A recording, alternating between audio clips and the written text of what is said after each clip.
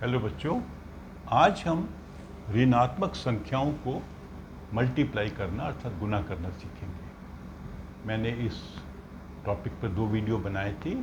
पहली वीडियो में मैंने आपको सिखाया था कि ऋणात्मक संख्या को हम जोड़ते कैसे हैं, फिर सिखाया था कि ऋणात्मक संख्याओं को हम घटाते कैसे हैं। तो आज हम सीखेंगे गुना करना। तो गुना करना होता क्या बेसिकली, अगर हम 2 को 3 से मल्टीप्लाई कर रहे हैं तो इसका मतलब क्या होता है? इसका मतलब होता है कि 2 को 3 बार ऐड करना।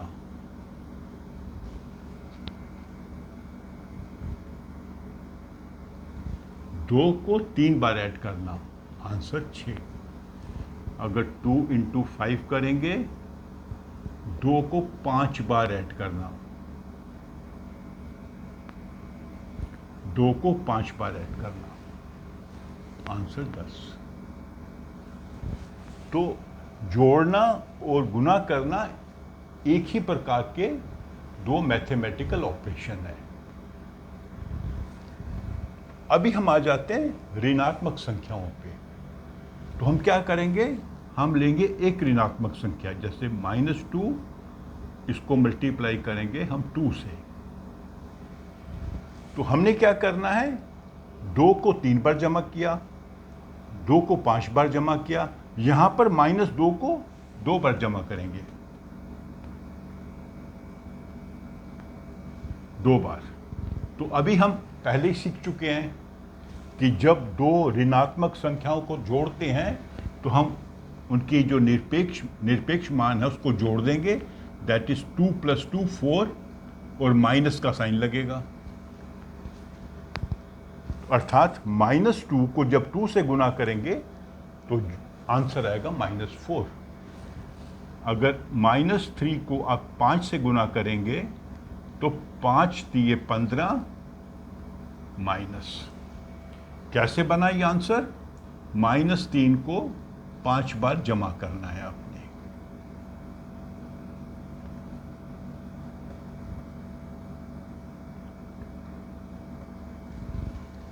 -3 को जब आप 5 बार जमा करेंगे तो -15 आएगा।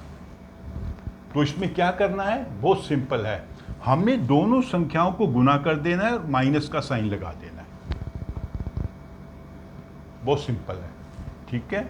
ऐसे कुछ और एग्जाम्पल करके देख लेते हैं। जैसे -2 × 1, -2 आएगा। एक धनात्मक है, एक ऋणात्मक है। -4 × 9, -36। -10 × 10, -100। तो 2 संख्याओं में अगर एक धनात्मक है, एक ऋणात्मक है, तो उनको गुना करके आगे माइनस का साइन लगा दीजिए, ठीक है। अब हम चलते हैं, जब दोनों ही संख्याएं ऋणात्मक हों, जैसे -2 को -1 से मल्टीप्लाई करना है तो आंसर आएगा 2+। जब दोनों संख्याएं ऋणात्मक हों तो आंसर हमेशा धनात्मक होता है, पॉजिटिव होता है। कोई भी ले लीजिए आप, -2 × -5, आंसर होगा +10। प्लस हम लिखते नहीं हैं, सिर्फ मैं समझाने के लिए आपको बोल रहा हूं। -15 × -8, 120। तो कई बार ये बच्चों को समझ नहीं आता कि जब 2 हम माइनस कर रहे हैं तो आंसर पॉजिटिव कैसे होता है। तो उसको समझाने के कई तरीके, मैं एक तरीके से आपको समझाता हूं। मान लीजिए हम लेते हैं -3 और उसको मल्टीप्लाई करते हैं 3 से। तो अभी हमने सीखा कि अगर एक पॉजिटिव है एक नेगेटिव है तो आंसर नेगेटिव होता है। अभी हम क्या करेंगे कि जिस संख्या से -3 को मल्टीप्लाई कर रहे हैं उस संख्या को घटाते जाएंगे। घटाने का मतलब इसके नीचे क्या नंबर आएगा, 2, तो आंसर होगा -6। अभी देखिए -9 -6 कैसे बना। -9 में अगर हम 3 जमा कर दें तो -6 बनेगा। हमने जब 3 से मल्टीप्लाई किया तो -9 आंसर आया। जब इस संख्या को हमने घटा दिया तो हमने यहां पे आंसर में 3 जोड़ दिया। -3 इंटू 2 के नीचे क्या आएगा 1, इसका आंसर बनेगा -3। ये कैसे है? इस आंसर में 3 जमा करना है, मतलब पिछले आंसर में हम 3 जमा करते जा रहे हैं, जो इसका निरपेक्ष मान है, एब्सोल्यूट वैल्यू है। फिर -3, 1 के बाद क्या आता है नंबर लाइन पे, आपको याद है? 0 आता है, आंसर 0 बना। कैसे बना? -3 इस आंसर में 3 ऐड कर दिया, पिछले आंसर में हम 3 ऐड करते जा रहे हैं। अब देखिए -3 के बाद 0 के बाद क्या आता है नंबर लाइन पे, आपको याद है? 0 से कम वैल्यू होती है -1 की। अभी इसका आंसर हमें मालूम नहीं है, हम यहां से ढूंढेंगे। कैसे ढूंढेंगे? हमने क्या करना है कि पिछले आंसर में 3 जमा करना है, 0 में 3 जमा करना है, क्योंकि हर बार हम 3 जमा कर रहे हैं। 3 क्यों कर रहे हैं? क्योंकि इसका निरपेक्ष मान 3 है।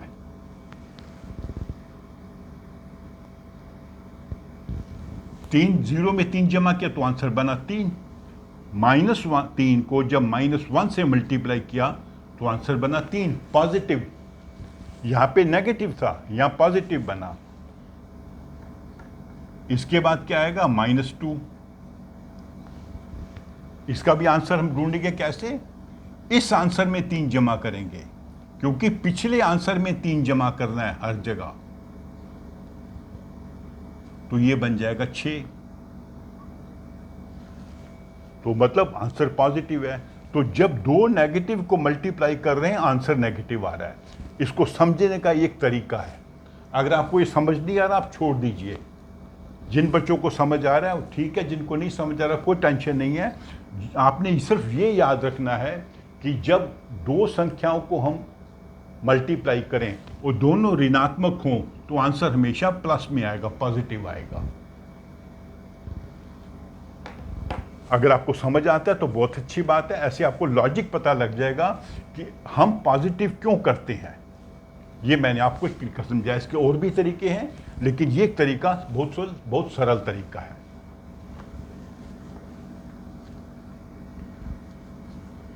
तो अभी हम कुछ और नंबर्स को ट्राई कर लेते हैं, जैसे -15 इंटू -2, तो 15 2 ज़ा 30 प्लस साइन आएगा। -9 इंटू -9 81। अभी अगर 3 संख्याओं को गुना करना है और तीनों नेगेटिव हैं, मान लीजिए -1 इंटू -2 इंटू -3, इसमें हम क्या करेंगे? पहले इन 2 को गुना करेंगे। -1 और -2 को जब हम गुना करेंगे तो आंसर बनेगा 2। 2 संख्याएं हैं, दोनों ऋणात्मक हैं, दोनों को गुना किया तो आंसर होगा पॉजिटिव। और फिर इसको मल्टीप्लाई करेंगे हम,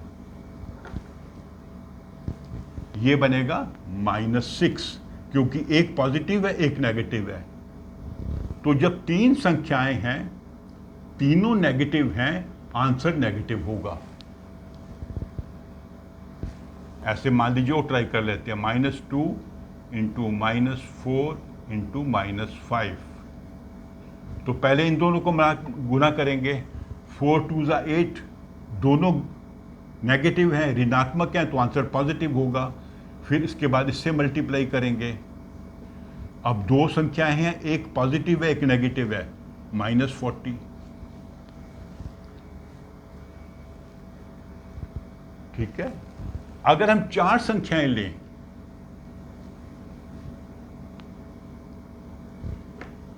इसको फिर करते हैं -4 से मल्टीप्लाई, तो इन दोनों को मल्टीप्लाई कर दीजिए, आंसर आएगा 2। इन दोनों को मल्टीप्लाई कर दीजिए, दोनों नेगेटिव हैं, ऋणात्मक हैं, इंटू 12, 12 2 ज़ा 24। तो आपने ऐसे समझना है, बहुत सिंपल मैं आपको तरीका बताता हूँ। अगर -1 को हमने +1 से जमा मल्टीप्लाई किया, आंसर -1। -1 इंटू -1, दो नंबर हैं, दोनों ऋणात्मक हैं, प्लस हो जाएगा। -1 इंटू -1 इंटू -1, तीन संख्याएं हैं, तीनों ऋणात्मक हैं, -1। क्योंकि 1 को 1 से मल्टीप्लाई करते हैं, आंसर हमेशा 1 ही आता है। 4 हैं,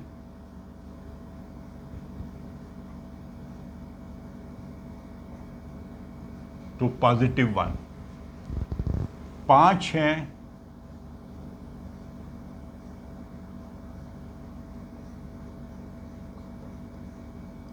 एक, दो, तीन, चार, 5, तो आंसर -1।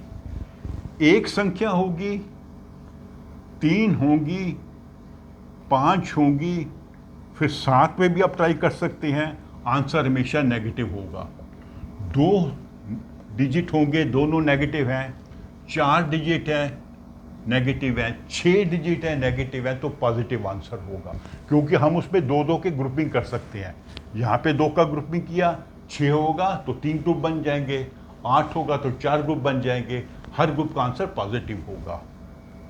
तो ऐसे आपने याद रखना है कि कैसे जो आंसर हम निकालते हैं जब दोनों संख्याएं ऋणात्मक हैं, या तीनों संख्याएं ऋणात्मक हैं, या एक संख्या ऋणात्मक है।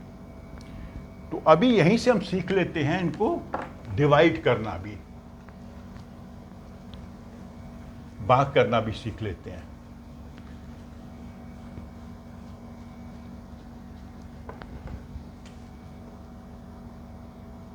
अभी देखिए, अगर मैं 2 को 3 से मल्टीप्लाई करता हूं तो आंसर बनता है 6। अगर मैं 6 को 2 से डिवाइड करूंगा तो आंसर बनेगा 6। अगर 6 को मैं 3 से डिवाइड करूंगा तो आंसर बनेगा 2। अर्थात 2 और 3 को मल्टीप्लाई किया, आंसर 6। अगर 6 को 3 से मैं डिवाइड करूंगा, आंसर आएगा 2। 6 को 2 से डिवाइड करूंगा, आंसर आएगा 3। समझ आ गया आपको? अभी क्या करते हैं, -2 इंटू -3, तो आंसर आएगा -6। तो अगर मैं -6 को -2 से डिवाइड करूंगा, -6 को -2 से डिवाइड करूंगा तो आंसर 3 आना चाहिए। क्योंकि जब 6 को 2 से डिवाइड करते आंसर 3, 6 को 3 से डिवाइड करते आंसर 2, -6 को -2 से डिवाइड किया तो आंसर 3। और अगर मैं -6 को 3 से डिवाइड करता हूं तो आंसर आएगा -2।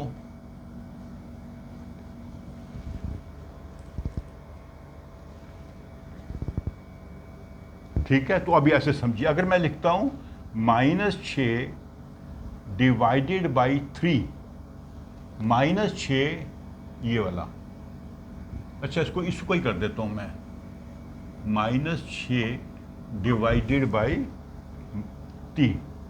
ये नेगेटिव है, ये ऋणात्मक है, ये धनात्मक है, तो आंसर आएगा ऋणात्मक। ऋणात्मक को धनात्मक से किया तो आंसर आएगा ऋणात्मक। -6 को -2 से डिवाइड करता हूं, दोनों ऋणात्मक हैं, तो आंसर आएगा 3। बहुत सिंपल, आप देख लीजिएगा, इसको आप ऐसे चेक भी कर सकते हैं। आंसर यही से निकलता है कि एक नेगेटिव है, एक पॉजिटिव है, दोनों को मल्टीप्लाई किया तो आंसर बना नेगेटिव। तो मैं नेगेटिव को जब पॉजिटिव से डिवाइड करता हूं, ऋणात्मक को धनात्मक से डिवाइड करता हूं, तो आंसर आएगा नेगेटिव। अगर ऋणात्मक को ऋणात्मक से डिवाइड करता हूं तो आंसर आएगा पॉजिटिव।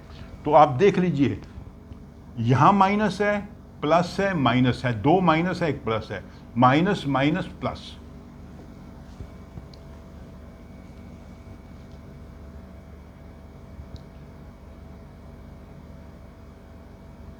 ओके, ऐसे कुछ और हम जो हैं सम्स करके देख लेते हैं, छोटे छोटे सम्स। मान लीजिए 15 को हमने 5 से डिवाइड किया तो आंसर आएगा 3। सभी धनात्मक हैं।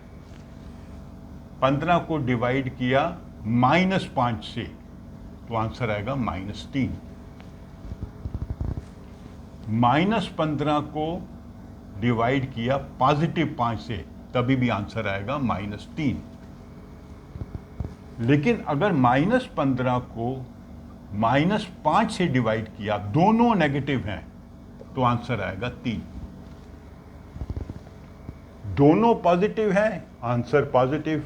दोनों नेगेटिव हैं, जिसको डिवाइड करना और जिससे डिवाइड कर रहे हैं दोनों नेगेटिव हैं, दोनों ऋणात्मक हैं, तो आंसर धनात्मक। एक ऋणात्मक है, आंसर ऋणात्मक। एक ऋणात्मक है, आंसर ऋणात्मक। ठीक है, ये बहुत सिंपल है। एक बार जब आपके माइंड में चीज बैठ जाएगी कि दोनों पॉजिटिव हैं, दोनों नेगेटिव हैं, आंसर पॉजिटिव है। ये दोनों धनात्मक हैं, ये ऋणात्मक हैं।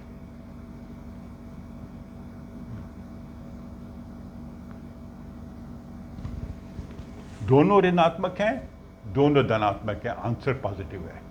अदरवाइज एक चाहे ये नेगेटिव है तो आंसर नेगेटिव होगा। आप इसको अच्छे से देख लीजिए, समझ लीजिए। कोई डाउट हो तो मेरे कमेंट बॉक्स में लिख के मेरे को बताइए। Otherwise you like my video, इसको शेयर करो अपने फ्रेंड्स के साथ और मेरे चैनल को सब्सक्राइब भी करो। Thank you.